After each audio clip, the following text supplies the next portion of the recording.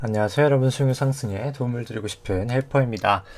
오늘 금통위가 있었고 이제 만장일치로 동결이 됐었습니다. 시장에서는 소수의견을 바라보는 사람도 많아서 금리가 많이 빠지기도 했었지만 이제 소수의견은 나오지 않으면서 오늘 좀 다시 금리가 한 4에서 5bp 정도 이제 상승을 했고요.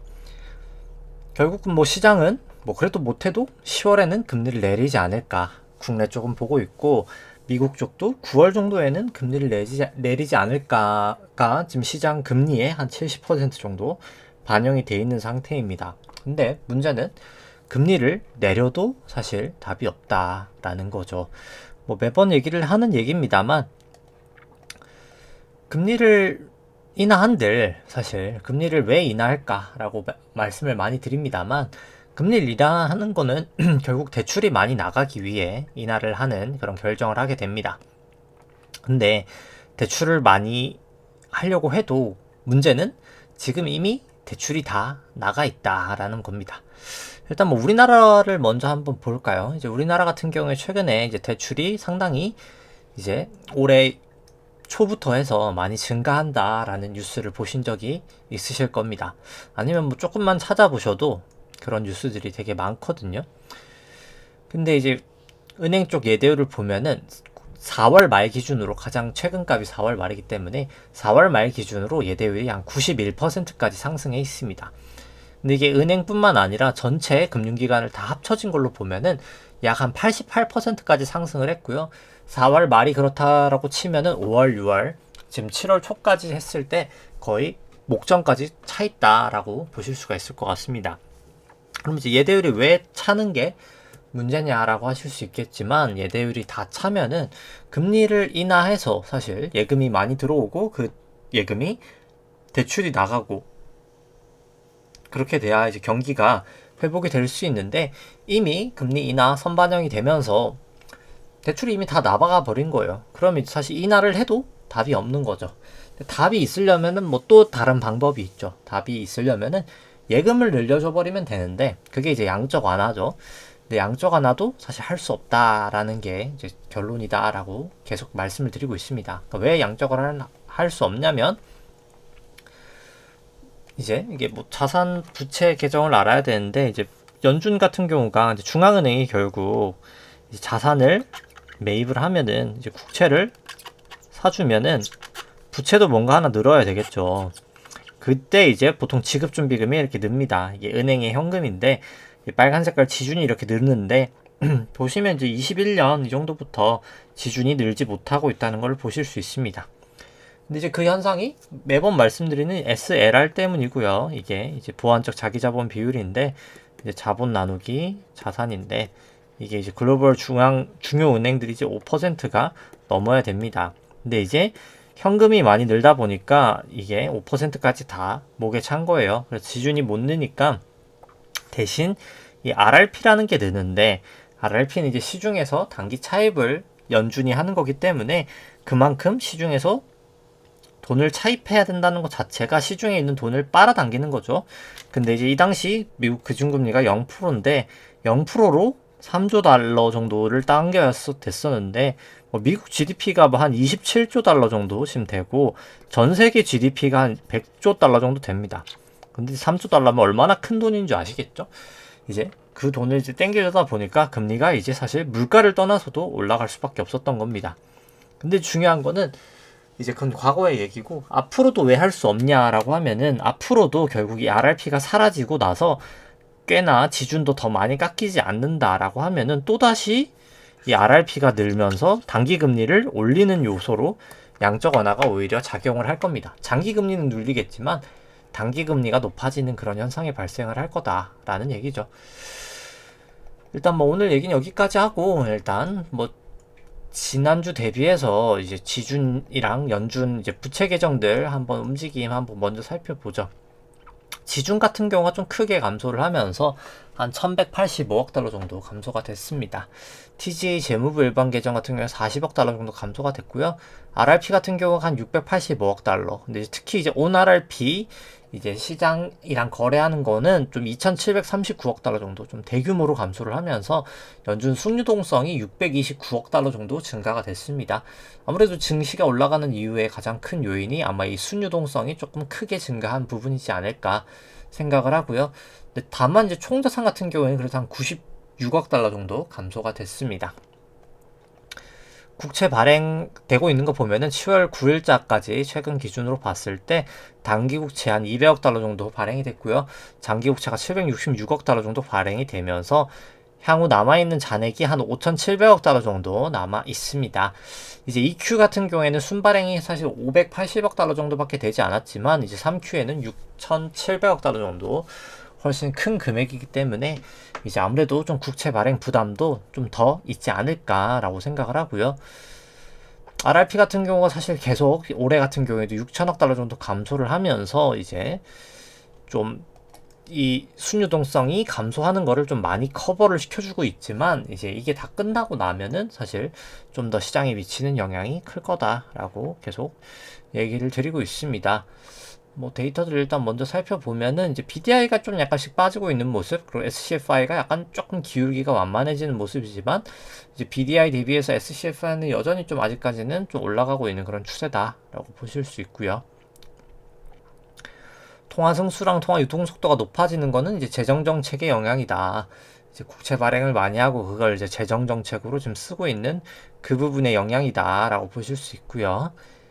그 다음에 이제 연준 순유동성하고 이제 원래 증시랑 같이 가는데 이제 원래는 같은 추세로 가다가 이제 지금 좀 왜곡이 나고 있다라고 보시면 됩니다. 근데 결국은 아무래도 증시가 빠지는 쪽으로 귀결될 확률이 높다라고는 보여지고요.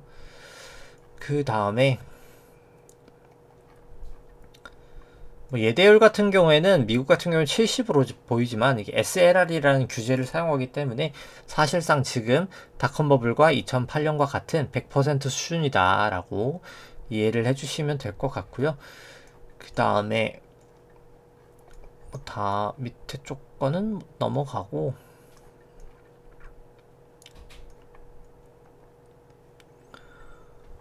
뭐 달러 인덱스 같은 경우가 아무래도 좀 계속 강세를 보이고 있죠. 달러 인덱스가 계속 좀 강세를 보이고 있고 최근에 살짝 빠지긴 했지만요. 유가도 다시 조금 반등하고 있는 모습을 나타내고 있고 구리 같은 경우가 좀 빠지다가 다시 올라가고 있고 골드만삭스 상품 선물 같은 경우도 약간 그래도 중기 추세는 좀 상승 추세로 보이고 있습니다. 뭐 실업률 같은 경우에는 좀 다시 4.1 정도로 올라오면서 실업률은 안 좋아지고 있고 계속해서 뭐 실업률이나 경기 지표는 저는 안 좋아질 거라고 봅니다. 근데 안 좋아지는데 지금은 이제 안 좋은 거를 시장이 환호하고 있지만 결국은 안 좋아서 금리를 내려도 돈을 못 푸는 그런 상황이 인지가 되면 이제 점점 더 급격하게 시장이 좀 안 좋아지지 않을까라고 보고 있고요. 그 다음에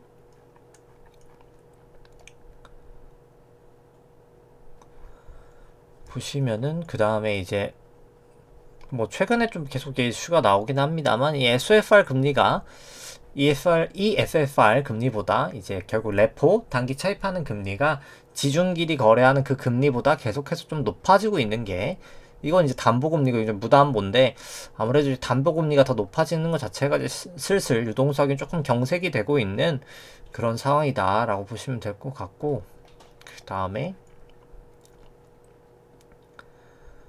뭐 실업률도 보시면은 이 실업률이 결국 역축인데 올라갈 때마다 결국 증시가 다 항상 좀 빠져왔다. 요 구간 한번 빼고 대다수 기간이 사실 빠져왔다라고 보시면 될 것 같습니다. 그 다음에 이제 결국 아까 그 RRP가 없어질 때까지 그리고 없어져도 이 연준 총자산 대비 GDP가 약 한 20 밑으로는 언더를 해야 이 문제가 해결이 될까 돈을 다시 이제 찍어낼 수 있을 거고요. 근데 지금 이제 그런 상황이 아니다라는 게 가장 큰 문제겠죠. 지금은 이제 돈을 풀 수 없는 그런 단계다라고 보시면 되고 뭐 중국 쪽은 계속해서 이 M1, M2 나누기 M1이 상당히 높은 수준으로 넘어가고 있고 이제 이 부분이 계속 사실 유동성이 고갈되어 있는 좀 위험 요인이다라고 보시면 되고 그런 상황 때문에 중국 국고금리도 계속해서 추세적으로 하락하면서 안전자산 선으로 지금 넘어가고 있다라고 보시면 됩니다. 그 다음에 뭐 지수 쪽 밸류에이션 보면은 이제 일드갭 같은 경우를 봐도 뭐 사실 금리가 많이 하락하긴 했어도 여전히 좀 밸류 부담은 있어 보이고요. 뭐 페드 모델로 봐도 뭐 밸류 부담은 있어 보입니다. 그 다음에 여기도 똑같이 일드갭으로 보나 뭐 페드 모델로 보나 밸류 부담이 있어 보이고요. 뭐 코스닥도 페드 모델로 보나 뭐 일드갭으로 보나 뭐 좀 밸류 부담은 좀 있어 보입니다. 그 다음에 이제 S&P랑 코스피 같이 되어 있는 걸 봐도 똑같은 모습이고요. 특히 이제 페드 모델로 봤을 때 두 모형 다 좀 밸류 부담이 좀 있어 보인다라고 보여집니다. 미국 쪽 여기 이제 트레일링 퍼고요. 상당히 이제 높아지고 있고 트레일링 퍼도 그 다음에 이제 트레일링 PBR도 이제 닷컴 버블을 넘어서면서 상당히 좀 위험한 수준까지 올라와 있는 그런 상황이다라고 보실 수 있습니다. 뭐 이제 기대 인플레이션과 실질 금리 같은 경우에는 소폭 조금 완화되고 있는 모습을 나타내고 있고 국내 쪽은 이제 BI가 좀 빠지는 대신에 이제 실질 금리가 조금 올라가고 있는 그런 추세를 보이고 있습니다. 그 다음에 이제 뭐 부동산 같은 경우에도 이제 PIR 여전히 좀 높은 수준이고 아무래도 이제 계속 대출이 많이 나가다 보니까 이제 부동산 가격이 좀 올라갔던 부분이 있고요. 근데 다만 이제 대출이 더 이상 나갈 수가 없는 환경까지 와 있기 때문에 향후에는 좀 가격 조정이 결국은 나타날 수밖에 없지 않을까 싶습니다. 뭐 나머지는 참고 삼아 보여드리고 생략하도록 하고요. 그 다음에 이제 BOJ랑 이제 ECB 같은 경우에는 아무래도 이제 은행 쪽 대출 쪽 이제 중앙은행이 이제 은행에 해준 그런 대출 쪽만 좀 감소하고 있는 그런 모습이고 결국 이 자산까지도 축소시켜야 되는 그런 상황이고 BOJ 같은 경우에도 결국은 이 레포가 점점 늘어나면서 자산을 슬슬 늘리지 못하는 그런 단계, 그러니까 늘리려고 하면은 결국 비용이 조달을 돼서 단기 금리가 조금 올라가는 그런 상황에 좀 있다라고 보시면 됩니다. 그 다음에 이제 매크로 지표 쪽 봤을 때 이제 ISM 비제조업이 상당히 좀 낮게 나왔었고요. 제조업도 좀 낮게 나오면서 결국 지금 둘 다 좀 침체 시그널을 나타내는 50 밑으로 내려와 있습니다. 그리고 이제 버핏 지수로 봤을 때 이제 S&P랑 이제 윌셔를 글로벌 GDP로 나눈 수치를 봤을 때 다 과거 고점을 이미 넘어가 있습니다. 그렇기 때문에 지금 상당히 고평가 영역에 가깝다.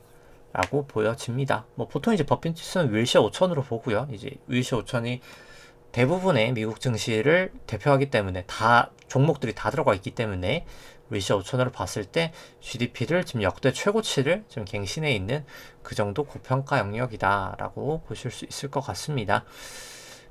그 다음에 뭐 수급 쪽 살펴보면은 이제 투기적 순 포지션 S&P 같은 경우에는 숏 포지션이 조금 감소가 됐고요.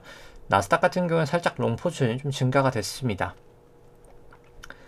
그 다음에 이제 코스피 6월 선물 만기로 봤을 때는 이제 외국인 수급 같은 경우에는 한 5조 8천억 정도 순매수가 이때까지 있었고요.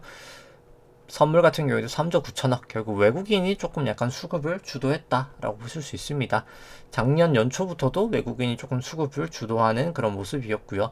다만 장기적으로는 좀 개인이 여전히 누적 수급이 좀 많은 상황이다 라고 보실 수 있습니다. 뭐 신용잔고 같은 경우에는 코스피 시총 대비만 살펴보면은 여전히 좀 높은 수준이다 라고만 보시면 될 것 같고, 코스닥 같은 경우에는 여전히 개인이 조금 매수 우위에 있고 누적적으로 상당히 개인이 매수에 있다라고 보시면 될 것 같습니다. 여전히 이제 신용잔고 나누기 코스닥 시총도 높은 상황이고요. 그 다음에 이제 신용잔고를 합산으로 봐도 약간은 감소했지만 여전히 거의 20조 가량 뭐 대규모로 있다라고 보시면 됩니다. 그리고 뭐 오늘 이제 곧 있으면은 이제 CPI 발표도 나오지만 결국 CPI 발표를 떠나서 결국은 금리를 내려도 지금 문제다라고 보실 수 있고요. 결국 나중에 이제 금리가 결국은 튀고 물가가 튈 수밖에 없는 이유가 사람들이 이제 그 돈이 나쁘게 표현하면 이제 결국 쓰레기가 되는 걸 알게 되는 겁니다. 이 통화량을 많이 찍으면서 결국 이 많은 통화량이 연준 총선에서 결국 통화량을 찍은 양이죠. 이 돈들이 결국은 이제 점점 쓰레기가 되어 간다는 거를 인지가 될 때 그걸 이제 물건으로 바꾸려고 하는 거죠. 마치 이제 전쟁 터졌을 때 이제 물건 가격이 더 뛰어오르고 또 화폐 가치가 떨어지는 그런 것처럼 지금 그런 현상이 결국 브레튼 우드 때 이제 결국 이제 닉슨 대통령이 이제 금을 이제 원래 줬었죠. 이제 금을 달러랑 이제 금이랑 연동이 돼 있었는데 이제 그거를 없앤 이후로부터 이제 결국 달러가 무작위로 이제 찍어내게 됐었고 그 무작위가 찍어내던 그 모든 돈풀기의 이제 끝이 지금 거의 다 와 있다. 근데 이제 그 끝을 알리는 시작점이 사실 이 RRP였다라고 보시면 될 것 같습니다. 더 이상 돈을 풀 수 없는 그 단계. 이 지준의 SLR이 이제 다 찬 그 단계가 이제 사실 돈을 더 풀 수 없는 그런 단계가 됐다라고 좀 생각을 해주시면 될 것 같습니다. 그 다음에 이제 나머지 지표들 보면은 국고 같은 경우에는 여전히 일단 아직까지는 조금 금리가 내려가고 있는 롱 포지션이었고요. 이제 미국 쪽만 조금 약간 더 중립적인 수준이었고 달러가 약간 약세를 보였지만 나머지 자산들은 여전히 아직까지는 좀 강세 추세를 보이고 있고 엔비디아가 조금 계속 좀 약세를 보이고 있긴 합니다. 마이크로소프트도 70에서 60 밑으로 조금 넘어 떨어지긴 했고요. 국고 같은 경우 여전히 아직까지는 추세적으로 일단 롱 추세, 금리가 떨어지고 있는 추세라고 보시면 되고 미국채 같은 경우에는 이제 아직까지는 좀 숏 추세가 살짝 이어져 있다라고 보시면 되고 달러 같은 경우는 롱 추세가 조금씩은 약화가 되고 있고 금 같은 경우에는 이제 롱 추세가 좀 다시 이제 좀 강해졌다라고 보실 수 있습니다. 지수 지표로는요. 이제 WTI 같은 경우는 다시 이제 롱 추세로 돌아섰고 삼성전자도 다시 이제 롱 추세로 돌아와 있고 애플도 이제 롱 추세고 그 다음에 이제 마이크로소프트도 롱 추세다라고 보시면 될 것 같습니다. 엔비디아는 뭐 지속적으로 계속 롱 추세였었고요. 그래서 보면은 이제 국고 3년 같은 경우에는 이제 보시면 이제 RSI도 뭐 사실 30 미치기 때문에 이제 반등을 하지 않을까? 뭐 이런 걸 감안하면 아무래도 이제 오늘 CPI도 조금 높게 나오지 않을까라는 그런 생각이고요.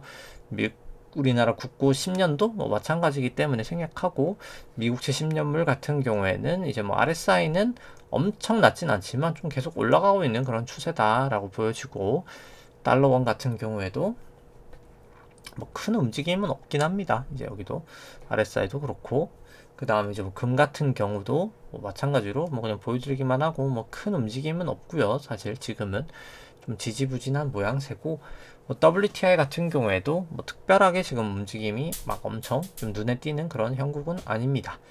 그 다음에 삼성전자가 이제 주식들이 이제 조금 사실 좀 심플하게 이제 나와 있고요.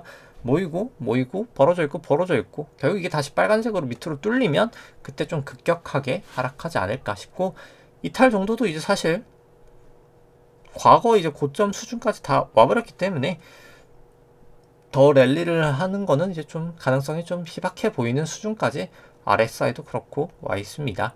애플도 마찬가지고요. 애플도 모이고 벌어지고 돼 있고 여기도 이제 뭐 거의 끝까지 와 있는 상태 이격도들이 그 다음에 이제 ATR도 마찬가지고요. RSI도 마찬가지고 거의 갈 때까지 와 있는 그런 상황이다 라고 보시면 되고 마이크로소프트도 모이고 벌어지고 그 다음에 이제 또 이격도도 벌어져 있고 그 다음에 ATR도 올라와 있고 RSI도 이제 70 밑으로 슬슬 내려오고 있는 상태라 좋아 보이지 않고 그 다음에 이제 엔비디아 같은 경우에도 벌어져 있고 모이고 나머지 추세도 다 좋아 보이지 않는다. RSI도 이제 넘어 내려오고 지금 그런 상황입니다. 뭐 지수 같은 경우 살펴보면은 일단 다 롱 추세죠. 이게 나스닥 100이랑 이제 S&P인데 RSI도 보시면 모든 게 다 70을 넘어가 있는 이제 과열 오브 과열인 그런 상황입니다. 국내 쪽 같은 경우에는 그 정도 과열은 아니고 이제 좀 조금 과열인 이제 그런 상황이고요. 뭐 추세적으로 봤을 때는 여전히 이제 그래서 나스닥도 롱 추세고 S&P도 여전히 아직까지는 롱 추세고 코스피 200도 아직까지 롱 추세고 이제 코스닥 150도 살짝 감소하긴 했지만 여전히 롱 추세인 상황입니다. 120분 봉 나스닥 같은 경우에 벌어져 있고 이제 사실 모여 있기 때문에 이건 이제 정말 근시일 내에 아마 이제 오늘 하락할 확률이 저는 좀 높지 않을까라고 보여지고요. RSI도 마찬가지고 선물로 이제 120분 봉을 봐도 이제 모여 있고 벌어져 있기 때문에 뭐 오늘은 이제 하락할 확률이 매우 높지 않나 생각을 합니다. S&P는 생략하도록 하고요. 똑같기 때문에 나스닥 같은 경우 일봉으로 봐도 벌어져 있고 모여 있고 그 다음에 이제 여기도 벌어질 만큼 벌어져 있기 때문에 이제 조정의 때가 이제 진짜 온 게 아닌가 싶고요. 그 다음에 이제 코스피 200 같은 경우에도 보시면 이제 모였다가 이제 벌어져 있고 그런 상황이기 때문에 이제 다 이격도도 돌아올 만큼 돌아왔고 이렇게 벌어져 있을 만큼 벌어져 있고 해서 RSI도 그렇고 이제 슬슬 사실 내일은 하락의 가능성이 좀 훨씬 더 크지 않나 생각을 합니다. 코스닥 120도 뭐 마찬가지다 라고 보여지고요. 뭐 일봉상으로 봐도 이제 코스피 200 같은 경우에는 모이고 벌어져 있기 때문에 일봉상으로도 딱 깔끔한 그런 모양새가 됐다라고 보실 수 있겠습니다. 이제 좀 추세가 딱 깔끔해졌다라고 이제 사실 고점을 친 게 아닌가를 나타내는 그런 모양새가 됐다라고 보실 수 있을 것 같고요. 뭐 차트를 이제 살펴보면은 이게 결국 코스피 200도 뭐 기나 길게 이제 반등을 하고 왔습니다. 근데 이제 결국은 아마도 이게 그냥 이제 1, 2, 3, 4 마지막 5 정도라고 보여지고요.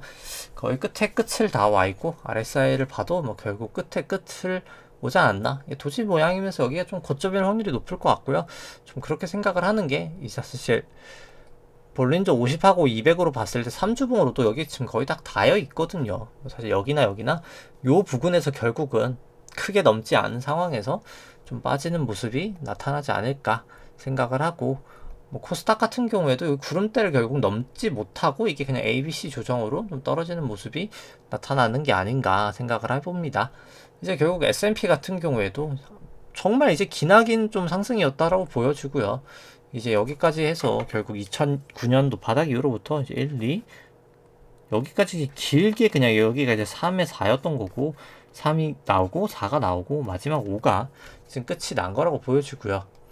이 마지막 결국 5가 크게 이렇게 이제 1, 2, 3, 4, 5로 이루어지고 결국 이제 그 마지막에 또 여기가 이제 1, 2, 3, 4, 5로 이루어지는데 그럼 마지막에 이제 그럼 5에 또 작은 5가 있을 거잖아요. 이제 그게 사실 어제 이제 고점을 친 게 아닌가 생각을 합니다. 이게 파라볼릭은 좀 보기 어려우니까 좀 빼버리고 보면은 여기 이제 요 저점에서 여기 저점을 또 그어가지고 여기에다 이렇게 올려놓으면 채널링을 할 수 있는데 보시면은 이 정도 아니죠? 올라야 조금 더 올려야 되는데 딱 뭐 거의 다였단 말이죠. 그래서 여기를 결국 다시 이제 하회하면은 정말 이제 바닥이지 않을까 생각을 합니다. 그러니까 전에는 사실 이게 여기 이렇게 그어보면은 이제 더 큰 5로 한번 보면은 살짝 조금 너무 작아서 좀 그리긴 어렵지만 대충 한번 그려보면은 여기랑 이제 2랑 4랑 또 그어서 여기에다 이제 또 채널링을 할 수 있거든요. 그래서 여기서 채널링을 해보면 여기가 거의 다 했었기 때문에 여기가 고점이지 않았을까 했지만 결국 여기서 그냥 1, 2, 3, 4, 5로 여기가 이제 마지막 지금 고점이지 않을까 라고는 뭐 보여집니다. 뭐 어차피 오늘 또 CPI 보면서 또 움직임이 나오긴 하겠지만 뭐 좀 그래서 높게 나오지 않을까라는 생각을 하긴 하는데 그러니까 높든 낮든 근데 결국은 돈을 찍지 못하기 때문에 뭐 기나긴 관점으로 봤을 때는 결국은 빠질 수밖에 없는 그런 상황이긴 합니다. 지금은 이제 사람들이 다 그냥 경험적으로 금리 인하하면서 당연하게 그냥 돈을 풀 거를 막연하게 생각하지만 지금 그럴 상황은 못 된다라는 거죠. 그 다음에 이제 뭐 코인 같은 경우에도 결국 200일 밑으로 빠져 있고 추세는 계속해서 사실 하락 추세로 이어질 거다라고 보여집니다. 단기 반등 정도는 있을 수 있겠지만요. 코스피 안에 있는 내재 변동성도 상당히 많이 하락을 했지만 뭐 다시 이제 반등할 추세로 돌아서지 않을까 싶고 뭐 빅스 같은 경우는 조금 이제 다시 좀 반등을 하고 있는 그런 모양새입니다. 필라델피아도 이제 마지막 고점 갱신을 한 게 아닌가 싶고요. 결국 마지막 5에 5를 지금 가고 있다. 보여지고 뭐 니케이도 고점을 돌파하면서 이제 여기가 거의 고점이지 않을까라고 생각을 해봅니다. 유로스톡스 같은 경우 항상 여기 구름대를 계속 넘지 못하고 있죠. 그래서 뭐 결국은 여기를 넘지 못하고 유로 쪽은 빠지지 않을까 싶고요. 항생 쪽도 이제 뭐 단기적인 반등이 언제든 있을 수 있겠지만 여기도 이제 결국은 추세적인 하락을 하지 않을까? 중국 쪽은 상당히 아무튼 좋게 보지 않습니다. 이 돈이 없기 때문에 지금 유동성 자체가. 상해 종합도 130일 기준선에서 좀 지지를 보이고 있고, 여기를 뚫리면 이제 다시 또 조심을 하실 때가 되지 않을까 싶고, 이 달러 인덱스도 결국 여기 구름대에서 다시 조금 리바운드가 되지 않을까 싶습니다. 달러 원도 이 기준선에서 다시 이제 좀 반등을 하지 않을까 싶고요. 위안화 같은 경우가 이제 좀 금리 인하 하는 거 아니야? 이러면서 좀 빠지긴 했지만 여전히 계속 올라갈 거라고 봅니다. 중국 뭐 부양 정책 이런 게 나오긴 했지만 국채 금리가 계속해서 너무 하락하고 있는 그런 상황이고요. WTI도 요 올라간 부분 조정을 보이고 있긴 했지만 여기 모여 있는 이 괴선을 결국은 뚫지 못하고 다시 위로 좀 반등하는 모습을 나타나지 않을까 싶고요. 금선물 같은 경우에는 뭐 저는 밑으로 결국 뚫리지 않을까 싶기는 한데, 왜냐면 실질금리가 좀 튀면서 좀 뚫릴 거라고 보고, 근데 결국은 금은 지나긴 관점에서 올라갈 거라고 봅니다. 왜냐면 화폐 가치가 결국 떨어지고 있는 그런 상황이기 때문에. 그렇죠. 국고 10년도 이제 다시 좀 반등하는 모습을 그려낼 것 같고, 미국채 10년도 마찬가지로 여기 130일 기준선에서 반등하는 모습을 좀 나타내지 않을까 싶습니다.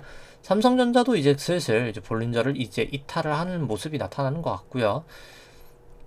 RSI도 과열이고 이제 긴 좀 꼬리를 내면서 하락을 하고 있는, 이제 하락을 할 그런 모양새라고 보여주고, 애플도 결국 여기 볼린저를 다시 이제 하회하면 정말 조심하실 때가 되지 않았나 생각을 합니다.